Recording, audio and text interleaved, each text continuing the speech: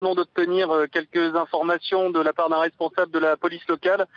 Il nous indique qu'à peu près 2000 personnes, pour une grande partie des passagers évidemment, à peu près 2000 personnes sont encore dans l'enceinte de l'aéroport en attente d'être évacuées.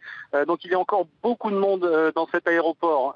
Une partie des gens évacués est emmenée dans un gymnase qui est tout proche, auquel nous aimerions nous rendre un peu plus tard dans l'après-midi, mais pour l'instant nous sommes à quelques centaines de mètres de l'entrée de l'aéroport. Vous l'imaginez, tous les accès sont bloqués, le trafic est complètement dérouté, donc impossible de s'approcher vraiment aux abords immédiats de l'aéroport, mais nous essayons d'obtenir le maximum d'informations de la part des responsables de la police qui sont tout près de nous au moment où je vous parle. J'ai sous mes yeux un barrage policier très important.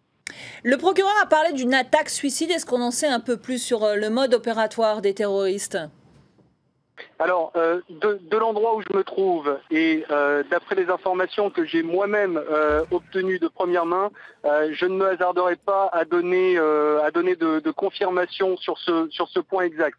Je peux vous dire ce que les responsables de la police m'ont dit.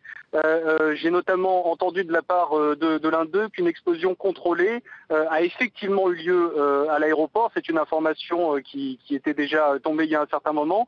J'ai eu la confirmation de ce point il y a quelques minutes à peine.